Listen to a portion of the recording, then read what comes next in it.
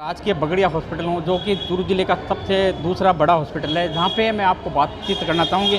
मेरे पीछे भीड़ देख सकते हैं, ये जो भीड़ है सुबह से ही लगती रहती है। यहाँ पे लगातार जो व्यवस्था है वो सुचारू रूप से पीओ ने हमारे को बताया कि ये व्यवस्था एकदम सुचारू रूप से है, क्योंकि पिछले समय से एक मातृ शिशु कल्याण हॉस्पिटल का भी उद्घाटन हो चुका था। उसमें भी डॉक्टर शिफ्ट हो गए थे और फिर भी लगभग महीने की जो पेशेंट आते हैं, लगभग एक पर डे के हिसाब से 300 से अधिक आते हैं। और फिर भी अब पूरा महीने का कैलकुलेशन करें तो लगभग 30,000 समथिंग पर महीने से यहाँ पे पेशेंट आते हैं देखने के लिए। और मैं व्यवस्था की बात करूँ तो बताना चाह रहा हूँ कि हाल ही में जो कि यहाँ का क्षेत्र है, इस क्षेत्र में काफ़ी माइनिंग क्षेत्र है, जैसे लोडसर है और गोपालपुर है। वहाँ पे जो मजदूर है, सिलिकोसिस के पेशेंट भी है, उनका भी यहाँ इलाज होता है। इतने दिन पहले ये जो हॉस्पिटल था उसमें ये व्यवस्था थी कि यहाँ पे टीबी पेशेंट के लिए जो मशीन थी वो उसकी जांच आती थी 3 दिन बाद में, लेकिन अब 2 दिन पहले ही मशीन लगी है नई, जिसकी वजह से आम व्यक्ति का इलाज यहाँ पे संभव हो पाएगा। मैं और एक बात बताना हूँ, यहाँ पे जो एक मशीन ऐसी थी जहाँ वो काफ़ी पुरानी हो चुकी थी, ये मशीन थी अन्य जाँचों से संबंधित थी, लगभग 20 साल पुरानी थी। हाल ही में एक निजी NGO ने ये नई मशीन दी है 13 लाख। इससे भी हॉस्पिटल में आम व्यक्ति के लिए, आम मरीज के लिए जो जाँच होती है वो जल्दी ही सुलभ हो पाएगी। और डॉक्टर ने लगातार यहाँ पे बताया कि पीएमओ ने बताया कि जो यहाँ पे जो डॉक्टर्स हैं, स्टाफ पूरा है, प्रशिक्षित स्टाफ है और किसी प्रकार की शिकायत नहीं है। पेशेंट यहाँ पे दूर दूर से आते हैं इलाज लेने के लिए। और एक और बताना चाह रहा हूँ कि सरकारी हॉस्पिटल जो चूरू जिले का सबसे बड़ा दूसरा हॉस्पिटल है, राजकीय बगड़िया हॉस्पिटल में, जहाँ पे लगातार पेशेंट आते हैं। पर्ची व्यवस्था भी एकदम सुचारू रूप से चल रही है और निरंतर यहाँ पे डॉक्टर्स इलाज करते हैं। इसी के चलते मैं आपको बताना चाह रहा हूँ कि इस हॉस्पिटल में एक सबसे बड़ी समस्या को देखने को मिला है, क्योंकि आम व्यक्ति, आम महिलाओं के लिए काफ़ी समस्या है। अल्ट्रासाउंड मशीन काफ़ी समय से मांग है। यहाँ पे काफ़ी समय से जो अल्ट्रासाउंड मशीन है जो नहीं लग पाई है, जिसकी वजह से आम पेशेंट को दूसरी समस्या देखने को मिलेगी। यहाँ पे जो घायल जो पेशेंट आ जाता है उसको रेफ़र किया जाता है अन्य जगह के लिए, उसकी वजह से कई बार पेशेंट है रास्ते में भी दम हो जाता है। काफ़ी समय से मांग है यहाँ पर ट्रॉमा। मैं यहाँ पर 2 दिन हमारे बीच में है, यहाँ पर सिर्फ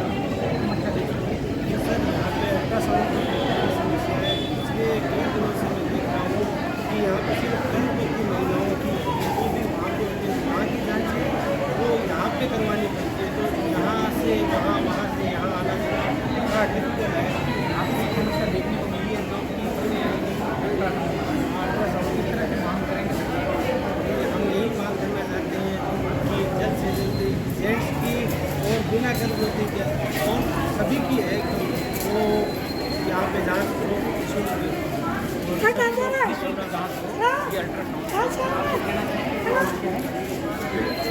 हमने जो बोला है कोई समस्या हम चाहते हैं कि ये सुविधा यहाँ होना जरूरी है। ये सुविधा जरूरी है जो कि अल्ट्रासाउंड मशीन की है। हमने भी ये जानता था कि रियलिटी चेक करते हुए यहाँ पे सबसे जरूरी है अल्ट्रासाउंड मशीन, जो कि सोनोग्राफी के रूप में तब ये लोगों को बाहर भटकना पड़ता है, लोग परेशान रहते हैं, महिलाएं परेशान रहते हैं।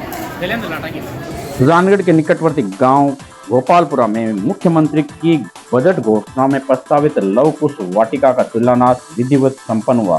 कार्यक्रम में मुख्य अतिथि के रूप में सविता राठी सरपंच ने कहा कि पंचायत 2006 में बनाए गए मास्टर प्लान में पर्यटन के विकास के प्रोजेक्ट को अब मूर्त रूप प्राप्त हुआ है।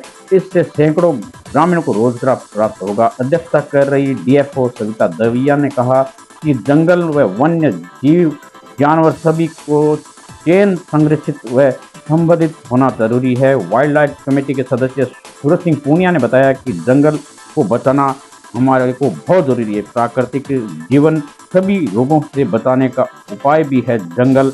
इस अवसर पर सभी ग्रामीणवासी उपस्थित थे, जहां पर अनेक वक्ताओं ने संबोधन दिया। डूंगर बालाजी महंत, गणपत दास संदास स्वामी, पूर्व सरपंच रूपाराम खिचड़, देवदास पंत, वहीं महावीर दास महंत मंचा स्थित थे इस कार्यक्रम में, जिनका स्वागत वन विभाग के कर्मचारियों ने किया है। इस अवसर पर गंगा सिंह सहित अनेक ग्रामीण वासियों ने स्वागत किया, अभिनंदन किया अतिथियों का। अनैतिक आवश्यकताओं की पूर्ति के लिए हम इनसे छेड़छाड़ करते हैं, जिसका खामियाजा हमें उठाना पड़ता है। तो हमें चाहिए कि हम हमारे जितने भी वन्य जीव हैं हम इनसे मित्रवत व्यवहार करें। कोई भी वन्य जीव भले ही वो कितना ही हिंसक क्यों नहीं हो, जब तक कोई विशेष परिस्थिति विशेष कारण नहीं हो तब तक कभी भी मानवीय हमला नहीं करता है। इवन कैट प्रजाति की जो कुछ हमारे हिंसक जीव हैं जैसे टाइगर है, लेपर्ड है, ये भी जब तक आप पे कोई विशेष कारण नहीं हो आप पे हमला नहीं करेगा। कुछ एक कारण ऐसे हो सकते हैं जैसे कोई फीमेल टाइग्रेस है, उसके साथ उसके बच्चे हैं और सडनली आप उसके सामने पहुंच जाएं, लेकिन उस परिस्थिति में भी हमें ये सिखाया गया है ट्रेनिंग के दौरान कि 3 बार, भले ही वो बहुत कम सेकंड का समय हो, हमें सिग्नल देता है वो जानवर। वो अपने दांतों को दिखा करके, डरा करके कि हम उसके रास्ते से हट जाएं, लेकिन उस परिस्थिति के बाद भी हम यदि नहीं हटते हैं तब उसको ऐसा आभास होता है कि ये मेरे बच्चों को कुछ नुकसान पहुंचा सकता है। ऐसी परिस्थिति में ही फिर फीमेल टाइग्रेस निश्चित रूप से आक्रमण कर सकती है। या जोड़ा जाए, ये हमारे मुख्यमंत्री जी का सोच था और वन विभाग के ऐसे कर्मठ और ऐसे अग्र सोच वाले अधिकारियों ने ऐसे प्रोग्राम्स या ऐसे प्रोजेक्ट बनाए हैं जिससे आम लोग इससे जुड़ सके। और आप सौभाग्यशाली हैं कि राजस्थान के सबसे बढ़िया डीसीएफ आपके चूरू को मिले हैं। इनका सोच, इनका विजन एक गोपालपुरा नहीं, पूरे जिले में इतने काम हैं जिससे आम पब्लिक को कितना फायदा होगा और इस उपवन से क्या फायदा हो सकता है, इसके बारे में मैं व्यक्तिगत रूप से आपको बता देना चाहता हूं कि मैं यहीं पोस्टिंग था और रिटायरमेंट के बाद में मेरे में लगभग 117 किलो वजन हो गया, चलना उठना फिरना बेकार हो गया। मैंने रिटायरमेंट के बाद में मेरा निजी उपवन खेत के अंदर मेरा एक झोंपा बना के रहना शुरू किया। आप आश्चर्य करेंगे कि मैं 10-10, 20-20 गोलियां खाता था और उसमें प्राकृतिक जीवन ऐसे जिया कि मेरा 40 किलो वजन कम हो गया, एक टेबलेट नहीं लेता आज। और प्राकृतिक जीवन, प्राकृतिक आवास में कोई जिएगा उसको कोई बीमारी नहीं हो सकती, ये मेरा व्यक्तिगत मानना है। काली रात आई, करसा की बेरन बन आ बेरुत की बरसात आई। अरे सावन भादवे में कटरेगी आने में कत्ती देर कर दी। मूंग गुआर मोठ बाजरी मारी खड़ी फसलां ढेर कर दी। अरे सांवरा मारो पाकेड़ो धान पानी में गला दियो। मैं दाणो दाणो चुगर भेड़ो करियो तू रेत में रला दियो। जन और चूरू से और बाहर से आए हुए सभी बच्चे लोग, हम जो हमारी ये महिलाएं बैठी हैं, मैं बताना चाहूंगी मैम कि इन महिलाओं की मेहनत से हम लगातार, मैं मातृशक्ति को प्रणाम करना चाहूंगी। आज इस गोपालपुरा में आए हुए सभी हमारे पत्रकार महोदय, उनको भी हम बहुत तहे दिल से स्वागत करना चाहेंगे। समय समय पर हमारी जो ये, हम कहना नहीं चाहते मैम, लेकिन ये इतना सुंदर दृश्य जो बनता है हमारे डूंगर बालाजी का, जो हमारे गांव का, ये द्रोणांचल है। द्रोणांचल आचार्य द्रोण की जो तपस्थली है, एक सोने की थाली के रूप में हम इस दृश्य को देखते हैं, लेकिन कील की मेघ के समान यहाँ पे जो काला धब्बा है वो खनन का काला धब्बा है। वो खनन भी यहाँ होता है। अगर वो कानूनन हो, अगर किसी ने यहाँ पे परमिशन ली हो, हम उन परमिशन देने वालों को भी कहते हैं कि आपको कभी अल्लाह खुदा भगवान माफ नहीं करेगा, क्योंकि जो लोग प्रकृति का दोहन करते हैं उन्हें प्रकृति कभी भी छोड़ नहीं सकती। प्रकृति अपना जवाब अवश्य देती है।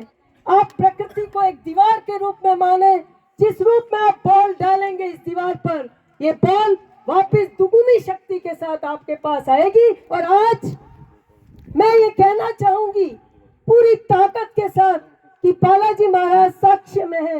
हमने हमेशा इस लड़ाई को लड़ा है और पूरे हमारे ग्रामीणों के साथ हमने नहीं, हमारे पूर्व सरपंच रूपाराम जी खींचड़ भैया विराजमान है। तमाम पंचायतों ने जब से ये खनन चालू हुआ है उसके पहले से इस लड़ाई को लड़ा है और आज भी तहे दिल से हम चाहते हैं कि ये सारा खनन बंद हो। खनन से कभी रोजगार नहीं हो सकता। अगर खनन का रोजगार है तो वो रोजगार हमारी महिलाओं को मंजूर नहीं, क्योंकि इनके बच्चे, इनके जो की मर्दानी शक्ति, सारी के सारे हमारे मर्द खत्म हो जाते हैं, उनको टीबी लगती है। ऐसा रोजगार हमें नहीं चाहिए। ये 5% रोजगार देकर 100% को खरीदना चाहते हैं, लेकिन मैं उनको कहना चाहूंगी कि वे ध्यान रखें, समय किसी भी ताकत का नहीं होता, स्वयं समय अपनी ताकत रखता है। रावण का भी घमंड कभी भी चला नहीं। कोई घमंड से कह दे कि सारे सातों जो दिशाएं हैं वो मेरे हाथ में है, कभी नहीं रहती। ये दिशाओं का नूर जिस दिन निकलता है वो ताकत और घमंड खत्म होकर रहती है। इसलिए मैं कहना चाहूंगी कि अगर किसी को इस बात का अंदाज हो, किसी को अपनी ताकत का घमंड हो, किसी को अगर अपने हौसले का घमंड हो, तो हम भी हमारे हौसले के साथ चलते हैं, और न केवल चलते हैं बल्कि आसमान में अपनी ईमानदारी और अपने हौसले के साथ और अपनी बुलंदी के साथ रहते हैं, क्योंकि सत्य हमेशा ईश्वर है। ईश्वर को कहीं देखने नहीं जाना पड़ता, ईश्वर तो सत्य के साथ रहिए। ईश्वर हमारे साथ है, हमारे शब्दों के साथ है। यहाँ जो बच्चे बैठे हैं, मैं आपसे इतना ही कहना चाहूंगी, अगर आज के दिन आप संकल्प लेते हो कि हम आने वाले समय में अपने पर्यावरण को बचाएंगे, तो जितनी पीढ़ी, जो पुरानी पीढ़ी है, जिसने न केवल इस जमीन का दोहन किया है, इस जमीन के पानी का दोहन किया है, इस हवा को प्रदूषित किया है, ये सारा प्रदूषण वो आपके लिए अपनी वसीयत में छोड़ के जा रहे हैं। लेकिन आप ये संकल्प करो, हम इस प्रदूषण को खत्म करेंगे, हम इस धरती के दोहन को सुधार के रखेंगे, ताकि हमारी आने वाली पीढ़ी हमें कोसे नहीं, बल्कि आने वाली पीढ़ी भी ये कह सके कि हमारे पूर्वजों ने हमारे लिए कुछ न कुछ काम किया है। हमारे जो पूर्वज श्राद्ध पक्ष है, मैं ज्यादा लंबा नहीं कहना चाहूंगी, लेकिन ये विषय ऐसा है मैम कि कहे बिना नहीं रह सकते। हमारे श्राद्ध पक्ष में हम कहते हैं कि कौवों को खिलाते हैं। मैं बताना चाहूंगी कि हमारा जो सनातन धर्म है, वो सनातन धर्म बिल्कुल वैज्ञानिक धर्म है। आपने कभी बड़ का बीज देखा है? कभी पीपल का बीज देखा है? कभी आपने सुना है कि ये पीपल को बीज के साथ में लगाया गया? आपने कभी सुना है बड़ को बीज के साथ लगाया गया? ये श्राद्ध पक्ष में जो कौवों को पौष्टिक खाना मिलता है, क्योंकि इस समय उनके प्रजनन का समय होता है इससे पहले, और ये जो पौष्टिक खाना खाते हैं, इनके शरीर के अंदर ये जहां जहां अपनी बीज देते हैं, वहां वहां पीपल के पेड़ और बरगद के पेड़ लग जाते। ये हमारी प्रकृति की संरचना है, और इस प्रकृति को बचाने के लिए हमारे ऋषि मुनियों ने जिस प्रकार की व्यवस्था की, जिन त्योहारों की व्यवस्था थी, जिस प्रकार से लोगों के खाद्य की व्यवस्था की, उस व्यवस्था को बनाए रखने की जरूरत है, और इस प्रकृति के संरक्षण की जरूरत है। मैं दोनों हाथों से आप लोगों का आह्वान करना चाहूंगी कि जो लोग इस प्रकृति का दोहन करते हैं, आइए हम सभी मिलकर उन हाथों को रोकें, और आने वाले समय में इन पहाड़ों की, इन पेड़ों की, इस धरती की, और इस पानी की, और इस हवा की हम सुरक्षा कर सकते। इन पंचभूतों की अगर हम सुरक्षा नहीं करेंगे तो हम स्वयं खत्म हो जाएंगे। हम बात करें पर्यावरण संरक्षण की, वन्य जीवों की, जैसे कि सूरज सिंह सर ने बताया कि वन्य जीवों की क्या महत्ता है। वन्य जीव अगर नहीं रहेंगे, जैसे आपने पहले बताया था सोनी जी ने, कि अगर एक टाइगर को हम खत्म कर दें, जो भी हमारे सबसे ज़्यादा बायोडाइवर्सिटी रिच एरिया थे, उसको हमने टाइगर रिजर्व बना रखा है। कोई बच्चा टाइगर रिजर्व का नाम बताएगा? अपने राजस्थान के, अपने राजस्थान के कोई एक टाइगर रिजर्व का नाम कौन बताएगा? बड़े बच्चे तो बता सकते हैं।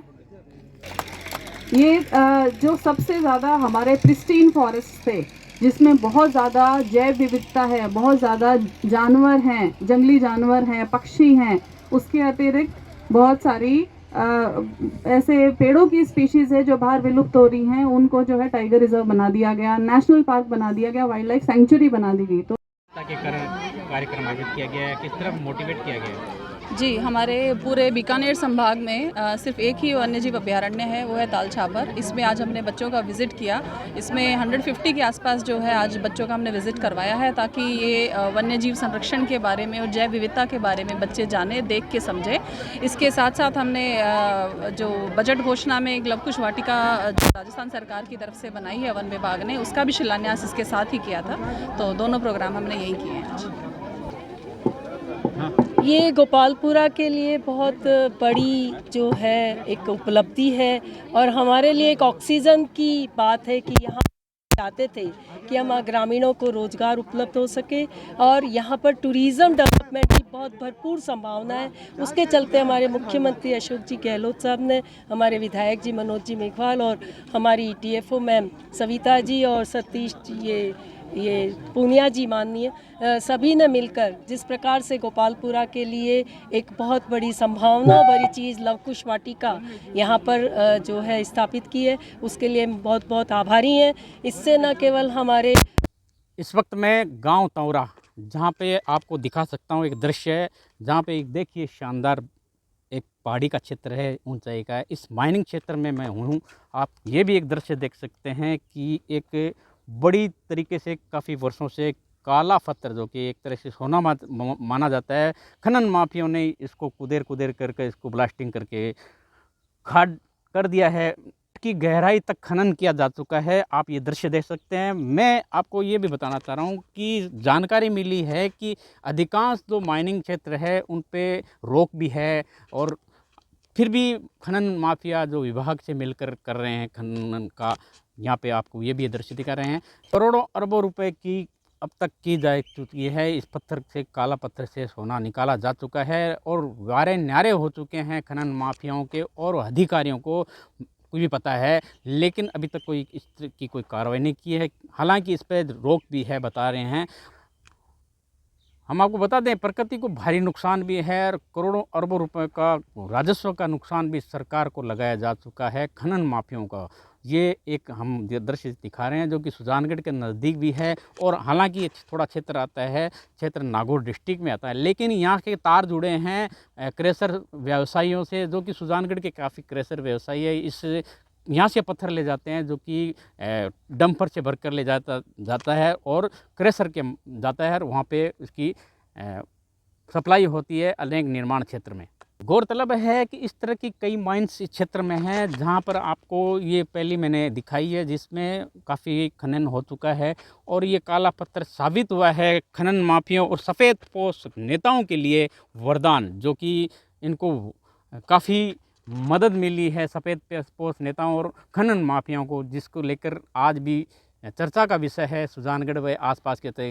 फलाना नेता के पास में माइंस है, फलाना भूमाफिया जो पनप गया है काला पत्थर बेचकर।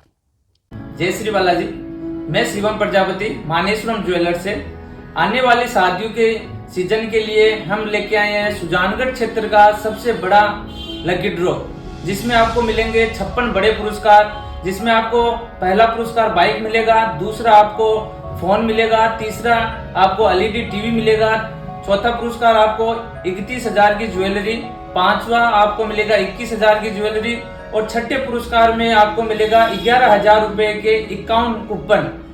तो आप अपने शादी की गहनों की शॉपिंग करें और पाएं, इस स्कीम का फायदा उठाएं। ये कूपन आपको 25,000 की नगद खरीद पे मिलेगा। धन्यवाद।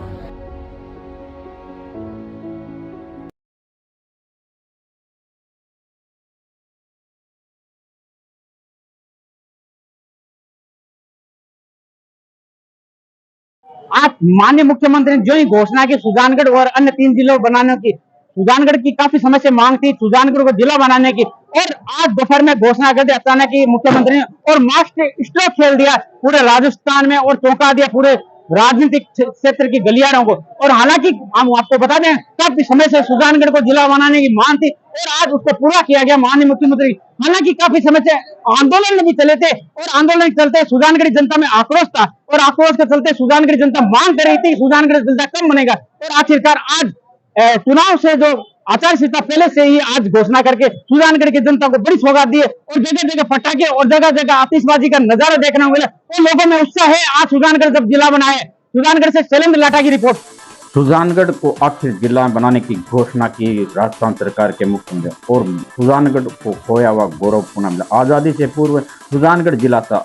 माननीय मुख्यमंत्री अशोक गहलोत ने जैसे ही सुजानगढ़ को जिला बनाने की घोषणा की तो शहर के हृदय स्थल गांधी चौक में लोगों का हुजूम उमड़ उठा। जगह जगह फटाके और आतिशबाजी का नजारा देखने मिला। जनहित मोर्चा द्वारा व सुजानगढ़ जिला सत्याग्रह समिति के कार्यकर्ताओं द्वारा और सुजानगढ़ की जनता द्वारा आतिशबाजी और मिठाई खिलाकर खुशी व्यक्त की गई। सुजानगढ़ की जनता का खुशी का नजारा सातवें आसमान पे नजर आया। हम आपको बता दें, पिछले 20 वर्षों से सुजानगढ़ को जिला बनाने की मांग यहाँ के स्थानीय लोग कर रहे थे, जहाँ पे कई नींव के पत्थर थे जो कि लगातार संघर्ष कर रहे थे और लगातार संघर्ष की हुई जीत सुजानगढ़ की आखिर सुजानगढ़ जिला बन गया। जनता ने हवे जाम किए थे, व्यापारियों ने प्रतिष्ठान भी बंद किए थे। एक समय विरोध जताते हुए सुजानगढ़ की जनता ने आज पूरी हुई उनकी आस और बन गया सुजानगढ़ जिला। हम आपको बता दें, सुजानगढ़ जिला बनने पर सुजानगढ़ से बाहर रहने वाले लोग भी खुशी जता रहे हैं और मैसेज सोशल मीडिया के माध्यम से भी और फाइट से भी और बता रहे हैं कि सुजानगढ़ जिला बनाने की बड़ी खुशी हुई। इसी संदर्भ में सुजानगढ़ के रहने वाले बम्बई प्रवासी बलदेव राजपुरोहित ने भी हमें सूचना दी कि सुजानगढ़ जिला बनाने पर मुख्यमंत्री का और विधायक का आभार जताया। और वहीं आपको बता दें, शिलोंग प्रवासी सुजानगढ़ के निवासी विनोद कुमार गोठड़िया ने फोन पर खुशी जताते हुए सुजानगढ़ को जिला बनाने के लिए सुजानगढ़ के विधायक को भी आभार प्रकट। विधायक मनोज मेघवाल के चेहरे पर खुशी दिखाई दी, चेहरे पर चमक दिखाई दी, जहां पर मुख्यमंत्री आवास पर पहुंचे विधायक मनोज मेघवाल और मुख्यमंत्री का भी आभार प्रकट किया। गौरतलब है कि मुख्यमंत्री मास्टर स्ट्रोक लगाते हुए सारी संभावनाओं को दरकिनार करते हुए सुजानगढ़ को जिला बनाने की घोषणा कर दी और निश्चित रूप से सुजानगढ़ में आने वाले चुनाव में मनोज मेघवाल विधायक जो कि बड़ा फायदा मिलेगा, क्योंकि कांग्रेस बैकफुट थी, जिले बनाने की घोषणा नहीं हो पाई थी और जिला बनाने से अब कांग्रेस मजबूत होती हुई नजर आ रही है। सुजानगढ़ में जगह जगह आतिशबाजी और नमस्कार, जय श्री कृष्णा। मैं बलदेव राजपुरोहित सुजानगढ़ से। आज हमारे सुजानगढ़ के लिए बहुत ही खुशी का दिन है कि आज हमारा सुजानगढ़ जिला बन गया है और मैं सुजानगढ़ की पूरी जनता की तरफ से हमारे माननीय श्रीमान अशोक गहलोत जी को बहुत बहुत धन्यवाद कहना चाहता हूं कि आज हमें वापस सुजानगढ़ एक जिले के रूप में देने के लिए बहुत बहुत धन्यवाद। आपका बहुत बहुत आभार। के लिए बहुत ही गौरव का दिन है, ऐतिहासिक दिन है। मुख्यमंत्री अशोक जी गहलोत ने सुजानगढ़ की जनता के संघर्ष को देखा और उस संघर्ष की बदौलत आज हमें एक फल मिला है। ये है कि सुजानगढ़ को हम आज से जिले के रूप में देखेंगे। फिर से सुजानगढ़ का जो पुराना गौरव था वो अब लौट आया और सुजानगढ़ की जनता के सभी लोगों के चेहरे पर एक अलग ही खुशी का माहौल छाया हुआ है। मुख्यमंत्री और मनोज जी मेघवाल का आज मैं सुजानगढ़ विधानसभा क्षेत्र के सभी वासियों की तरफ से हमारे विधायक मनोज जी मेघवाल के प्रयत्नों से और हमारे मुख्यमंत्री सम्मानीय अशोक जी गहलोत के कारण ये जिला बना है और साथ ही मैं सुजानगढ़ शहर के और सुजानगढ़ विधानसभा क्षेत्र के सभी संघर्षशील व्यक्तियों का भी आभार व्यक्त करता हूँ जिन्होंने लंबे समय तक संघर्ष किया। राम लुबाई कमेटी बनी जिसमें शुरू से लेकर अंत तक हमारे विधायक मनोज जी मेघवाल ने बार बार राम लुबाई कमेटी से बार बार संपर्क दिए, पूरे डाटा दिए जिला बनाने के लिए और अंत में किसी कारणवश जब 19 जिले बने तब यह जिला बनने से रह गया और अब आज मुख्यमंत्री जी ने हमारे सुजानगढ़ को जिला बनाने की घोषणा की है। मैं उनको सुजानगढ़ विधानसभा क्षेत्र की ओर से बहुत बहुत धन्यवाद देता हूँ। मनोज जी मेघवाल को बहुत बहुत धन्यवाद देता हूँ। जय हिंद। मेरे भाई साहब है मनोज जी मेघवाल, उनका बहुत बहुत शुक्रिया करता हूँ जो बार बार अपनी बात मनोज अशोक गहलोत को बात पहुँचाते गए और आज ये पूरा संघर्ष हो चुका है और इंशाल्लाह ये हमारा आज जिला बन चुका है। चुनाव चुकी है। मैं सबसे पहले मुख्यमंत्री को सुजानगढ़ की जनता को बधाई देना चाहूँगा कि जनता के ज़बरदस्त दबाव की वजह से आज माननीय मुख्यमंत्री अशोक जी गहलोत को सुजानगढ़ जिला बनाना पड़ा। चुनावों के मद्देनज़र रखते हुए बनाना पड़ा, लेकिन ये जनता की ज़बरदस्त जीत है और इस जीत की खुशी हम लोग सब मिलकर मना रहे हैं। बताएंगे आज जिला बन गया सुजानगढ़, बहुत बहुत खुशी की बात है। सुजानगढ़ जिला बन गया और सुजानगढ़ संपूर्ण जनता के संघर्ष की जीत है। संघर्ष के कारण आज दबाव में मुख्यमंत्री जी को सुजानगढ़ जिला घोषित करना पड़ा, इसलिए सभी सुजानगढ़ वासियों को, सभी संघर्ष साथियों को बहुत बहुत धन्यवाद और बहुत बहुत बधाई। सुजानगढ़ की जनता के लिए बहुत बड़ी सौगात है और मुख्यमंत्री जी ने और हमारे विधायक जी ने जो प्रयास किया मनोज जी मेघवाल ने, उसका फल आज मिला है। और पहले इसलिए घोषणा नहीं हो सकी क्योंकि ज़िले के सारे मापदंड देखे गए और उन्होंने उस पर पूरा काम किया। और आज मुख्यमंत्री जी जो सौगात दिए वो सुजानगढ़ वासियों के लिए बहुत ही खुशी की बात है। फटाफट बोल। आज अशोक जी को घुटने टेकने पड़े हैं जनता के सामने। आज जब अशोक जी गहलोत को लगा था कि अब चुनाव की सीट नहीं निकलेगी तो आप जिला बने हैं और जनता को ना जिताए हैं, तो इसके लिए भी वो धन्यवाद के पात्र हैं। जय हिंद, जय भारत। निवृत्ति के बाद में मैंने सोचा सेवानिवृत्त हो गए, अब जनता की सेवा करनी है। पहले सरकार की सेवा करवाई, बाद में मैंने पहला जो कार्य किया। संघर्ष तो हमारा बहुत लंबा है क्योंकि डीएम की पोस्ट है, परिवहन विभाग खुलवाया, क्योंकि ये सारी चीज़ें जिले के लिए ज़रूरी है। उन सब को हमने जोड़ते हुए आखिरी एक जिला था जिसको हमने 2009 से लेकर आज तक संघर्ष की जितने भी पत्र लिखे हैं, जो भी किया है, आंदोलन किया है, सद्बुद्धि यज्ञ किया है, सारे प्रक्रिया से गुजरते हुए संवैधानिक रूप से हमने संघर्ष किया है। सरकार का कहीं भी हम आलोचना नहीं किया, हमने खुशी खुशी हमारी जनता ने जो हमारा साथ दिया है उनको साथ लेकर आज हम इस मुकाम पर पहुंचे हैं कि सुजानगढ़ एक जिला उदित हुआ है। ये आप सबका आप लोग क्या कहना चाहेंगे, आज सुजानगढ़ जिला बन गया? सुजानगढ़ जिला बना, सुजानगढ़ की जनता के संघर्ष की जीत हुई है। सुजानगढ़ की जनता ने अशोक गहलोत जैसे मुख्यमंत्री को झुका दिया है क्योंकि उनको लग रहा है कि सुजानगढ़ सीट मनोज मेघवाल किसी हालत में नहीं जीत पाएगा।